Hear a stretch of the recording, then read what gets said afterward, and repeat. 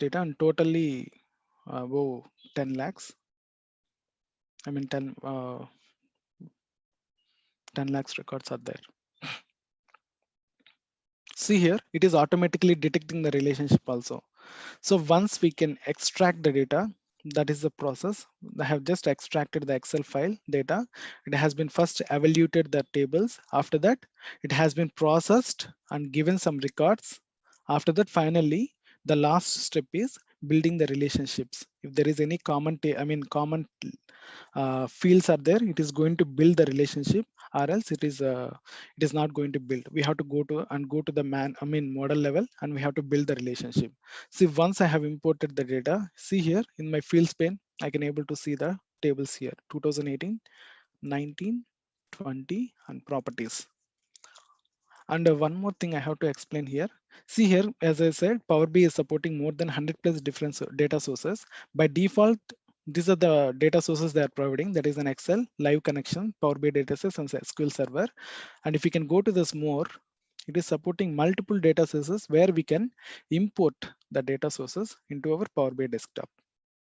I'm just opening this, get data. In this all, we can able to see, if you can see here, we can able to import or else extract information, the data from any kind of data. We can able to connect it and pull the information from the different databases. These are the different databases, and few of the data sets are, databases are still in beta version. That databases also we can able to pull with some connectors, with inbuilt connectors. We have to install it in our local laptops. Then only we can able to pull it. And some of the data sources which is not require any connectors, and we can able to get the information into our Power BI desktop. Suppose if you can take the databases level, these are the data sources. Most frequently, we will connect SQL Server, or else Access DB and Oracle database. These are the things, and or else Postgres database also, which is an open source data sources. And if you are working on any Azure kind of data sources, these are the data sets that is going to support database supports. Azure SQL DB is frequently, as an from my organization also, I'm trying to connect Azure SQL DBs, and sometimes I will connect Cosmo, this one. So we can try to pull either it is a cloud kind of data sources, or else online, that is a web kind of data sources, or else from SharePoint. These are the different data sources it is supporting. So more than 200 plus different data sources we can able to pull and bring some visuals and send the reports to the end customer. So the data sources, it is support that many data sources it is supporting. Compared to the other tools, this Power BI is having more than 94 plus different data sources. We can able to pull it, and we can bring the visuals to the reporting canvas. So already I have connected one of the Excel file. So from there, once I have connected, what I will do in the sense, I will just go to the transform editor. There is a transformation. That one we can go it by just click on this and edit queries, or else, as I said, we can go it from here also, which is redirect to the one more screen, that is a Power Query editor. There we can perform the transformation activities.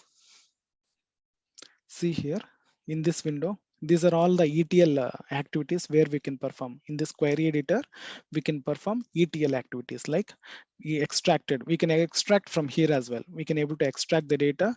Once extracted, we will do some transformations. Either we can do the cleanse, or else remove unwanted fields, or else changing the data types. On all these activities, we will perform it in query editor. Or else if you want to add a new columns, we can add it by just going to the add column.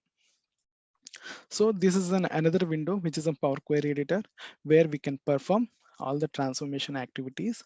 And if you want to merge any data sources, or else combine, or else append the data sources, these are all activities we will perform it in query editor only. So as already I have shown you this 2018 data, 19, 20. I'm just cross checking. These are the queries, right? I just pulled. These are the tables which is available in the tables window. And if you can see here, properties, this is the name. If you want to change the name, we can change it just like this. So automatically here also it will change. So this is a properties window where we can change the name of the table, and these are the applied steps. See here, if you can click on this any one of the table, this is about the queries, other else tables we are going to show, and this is a preview, the data we can able to see the information, all the fields, all the table information with the field